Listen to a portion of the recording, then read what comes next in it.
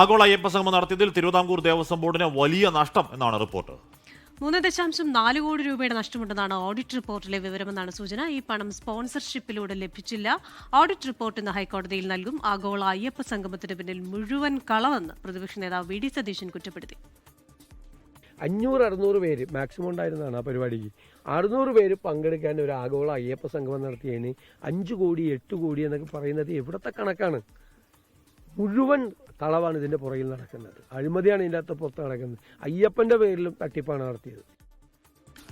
കഴിഞ്ഞ വർഷം സെപ്റ്റംബർ 20-നായിരുന്നു പമ്പയിൽ ആഗോള അയ്യപ്പ സംഘം വലിയ രാഷ്ട്രീയ പ്രതികരണമൊക്കെ ഉണ്ടാക്കിയ ഒന്നാണ്. ഷിജോ കുര്യൻ വിവരങ്ങൾ ചേരുന്നു. ഷിജോ, അപ്പോൾ സ്പോൺസർമാർ തരും എന്ന് പറഞ്ഞത് മന്ത്രി തന്നെയാണെന്നാണ് എൻ്റെ ഓർമ്മ, ദേവസ്വം മന്ത്രി.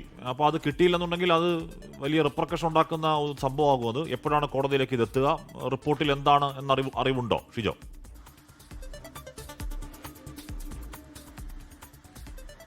ഹാഷ്മിയുടെ ഓർമ്മ ശരിയാണ്. അതായത് മന്ത്രി വി എൻ വാസവൻ തന്നെയാണ് പറഞ്ഞത്, ആഗോള അയ്യപ്പ സംഘവുമായി ബന്ധപ്പെട്ടുകൊണ്ട് സംസ്ഥാന സർക്കാരോ തിരുവിതാംകൂർ ദേവസ്വം ബോർഡോ കയ്യിൽ നിന്ന് നയാ പൈസ ചെലവാക്കില്ല. അതുമായി ബന്ധപ്പെട്ടുകൊണ്ട് സർക്കാരിന് ഒരു നഷ്ടവും സംഭവിക്കില്ല.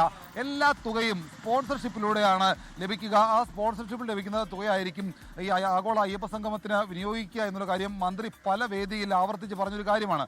എന്തായാലും അതിന് പിന്നാലെ ഈ ആഗോള അയ്യപ്പ സംഗമം കഴിഞ്ഞ വർഷം 2025 സെപ്റ്റംബർ മാസമാണ് അവസാനിച്ച് നടത്തിയത്. അത് കഴിഞ്ഞ് മാസങ്ങൾ പിന്നിടുകയാണ്. അതിനിടയിൽ ഈ ആഗോള അയ്യപ്പ സംഗമത്തിന്റെ കണക്കും കാര്യങ്ങളും ഒക്കെ ചോദിച്ചുകൊണ്ട് പലതവണ തിരുവിതാംകൂർ ദേവസ്വം ബോർഡിനോട് ഹൈക്കോടതി ചില കാര്യങ്ങൾ ചോദിച്ചിരുന്നു. ഇതിന്റെ കണക്കൊക്കെ കാട്ടണം, അറിയിക്കണമെന്ന് ഹൈക്കോടതി പറഞ്ഞിരുന്നു. 2-3 തവണ ഹൈക്കോടതി ചോദിച്ചിട്ടുണ്ടോ എന്നാണ് ഞാൻ മനസ്സിലാക്കുന്നത്. അങ്ങനെ പലതവണ ഇതിങ്ങനെ ഹൈക്കോടതി ചോദിക്കുന്നു. തിരുവിതാംകൂർ ദേവസ്വം ബോർഡ് സമയം നീട്ടി ചോദിച്ചുകൊണ്ട് അങ്ങനെ അനന്തമായി നീട്ടിക്കൊണ്ട് പോകുന്നു. എന്തായാലും ഹൈക്കോടതി മൂന്നാമതും സമയം നീട്ടി നൽകിയതിന് ഒരു ദിവസം ബാക്കി നിൽക്കുകയാണ്. സ്പെഷ്യൽ തിരുവിതാംകൂർ ദേവസ്വം ബോർഡിന്റെ സ്പെഷ്യൽ കമ്മീഷണർ ഓഡിറ്റ് ഒക്കെ നടത്തി. ഇപ്പോൾ ഓഡിറ്റ് റിപ്പോർട്ടും മറ്റ് ഈ കണക്കുമായി ബന്ധപ്പെട്ടുള്ള മറ്റ് റിപ്പോർട്ടുകളെല്ലാം ഹൈക്കോടതിയിലേക്ക് ഇന്ന് സമർപ്പിക്കുക. ഈ റിപ്പോർട്ട് പ്രകാരം ആഗോള അയ്യപ്പ സംഗമം സംഘടിപ്പിച്ചതിലൂടെ തിരുവിതാംകൂർ ദേവസ്വം ബോർഡിന് 3.40 കോടി രൂപയുടെ നഷ്ടമുണ്ടായിട്ടുണ്ട്. ഏകദേശം 3.5 കോടിയോളം രൂപ നഷ്ടം സംഭവിച്ചിട്ടുണ്ടോ എന്നാണ് വിലയിരുത്തൽ. അതായത് സംസ്ഥാന സർക്കാരോ തിരുവിതാംകൂർ ദേവസ്വം ബോർഡോ 1 രൂപ പോലും ചിലവാക്കില്ല എന്ന് പറയുമ്പോഴും ഈ തിരുവിതാംകൂർ ദേവസ്വം ബോർഡിന്റെ സർപ്ലസ് ഫണ്ടിൽ നിന്ന് 3.40 അതായത് 3,40,00,000 രൂപ ഈ പറയുന്ന ആഗോള അയ്യപ്പ സംഗമത്തിന് വേണ്ടി കൊടുത്തിട്ടുണ്ട്.